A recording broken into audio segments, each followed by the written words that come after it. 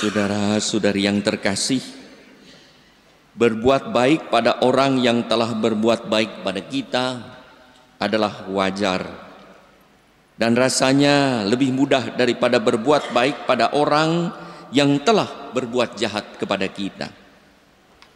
Membalas kejahatan dengan sikap negatif kiranya wajar bagi kebanyakan orang yang hidup dengan perspektif duniawi. Tetapi apakah masih wajar bagi anak-anak Allah dan murid-murid Tuhan? Bukankah Yesus mengajak kita bukan hanya memiliki cinta manusiawi timbal balik, sebagaimana dicanangkan dalam kaidah emas, lakukanlah apa yang ingin kamu lakukan kepada orang lain, kalau kamu menginginkan orang lain memperlakukan. Maka orang bilang, jangan mencubit kalau tidak mau dicubit. Kasihilah kalau mau dikasihi. Hormatilah kalau mau dihormati. Tetapi Yesus juga terlebih mengajak kita untuk mengasihi sesama, termasuk mereka yang telah berbuat jahat pada kita, dengan kasih seperti Allah telah mengasihi kita. Hendaklah kamu murah hati sebagaimana Bapamu murah hati adanya.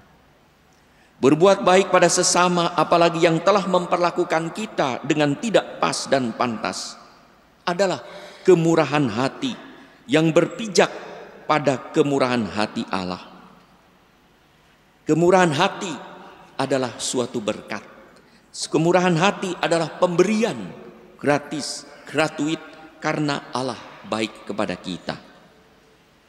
Kemurahan hati tidak berbicara soal hak ataupun balasan, tetapi tentang kasih Allah yang dicurahkan kepada kita.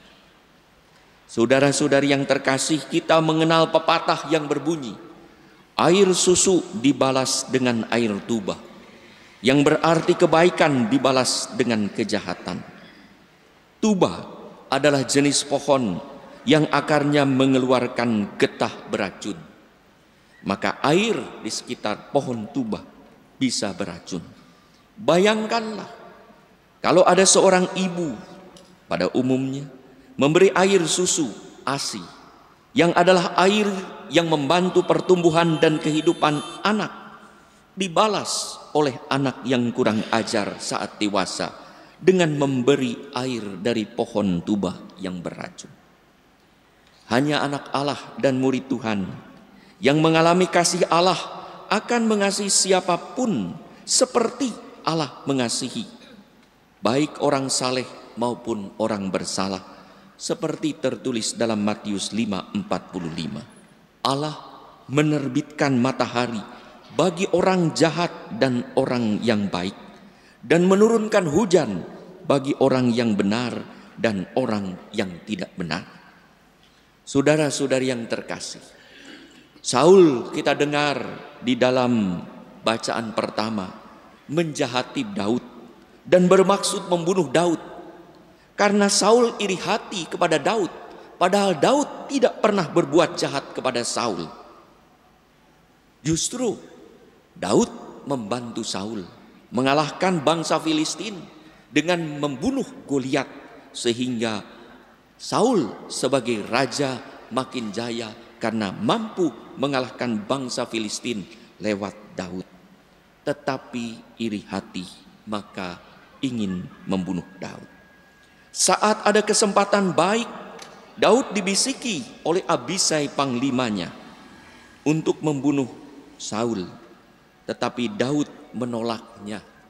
Daud berkata bahwa ia adalah, bagaimana mungkin saya menyakiti orang yang diurapi oleh Allah. Daud menghormati orang yang diurapi Allah.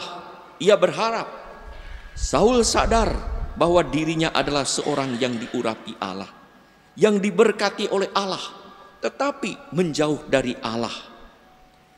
Saudara-saudari yang terkasih, Yesus mengajar kepada para murid agar mengasihi musuh dan berbuat baik kepada yang membenci, berdoa kepada yang mencaci, dan berbuat hal-hal lain yang melebihi standar manusiawi biasa. Para murid harus memiliki standar ilahi yang luar biasa.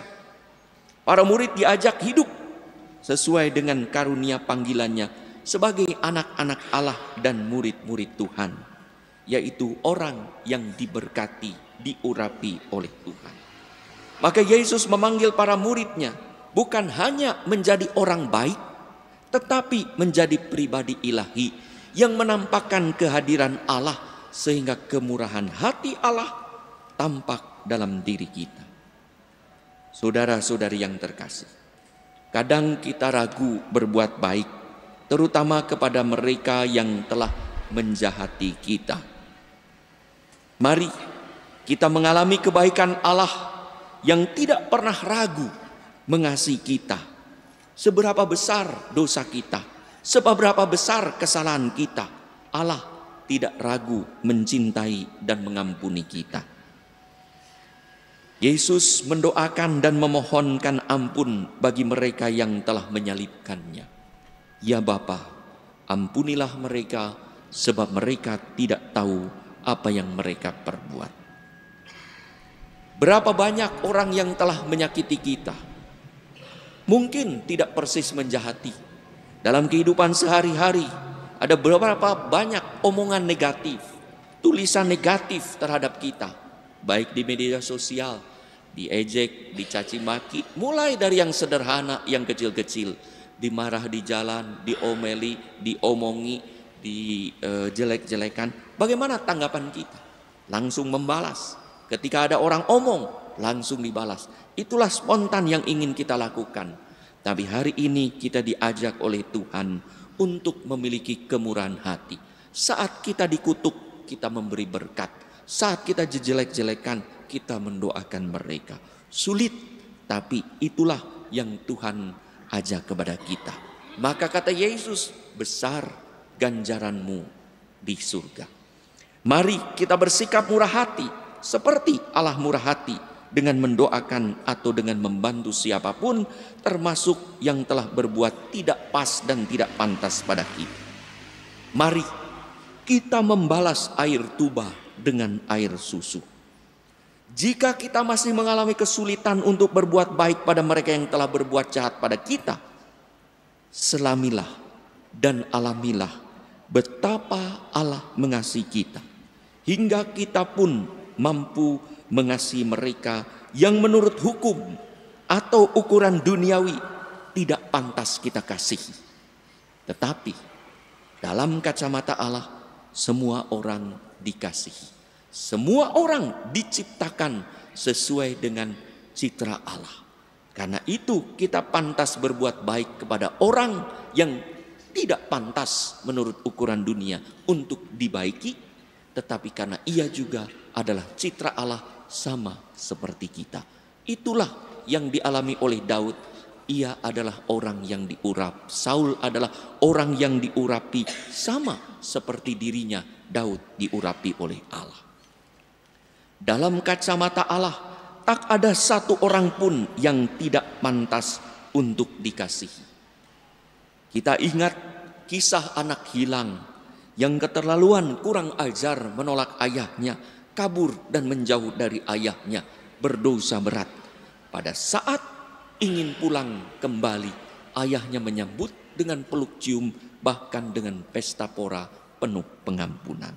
Itulah kasih Allah kepada kita, dan kita juga diajak untuk berbuat kasih seperti itu. Karena kasih Allah yang luar biasa, dan kita dipanggil untuk menjadi tanda kehadiran berkat kasih Allah itu. Lihat, banyak orang karena kasih Allah yang bersalah menjadi saleh. Orang jahat pun bisa bertobat dan menjadi berkat karena kasih Allah. Siapa tahu karena doa kita, karena berkat kita, karena kebaikan dan kemurahan kita, orang jahat, orang yang berbuat tidak pas dan tidak pantas kepada kita pun bisa bertobat dan menjadi berkat.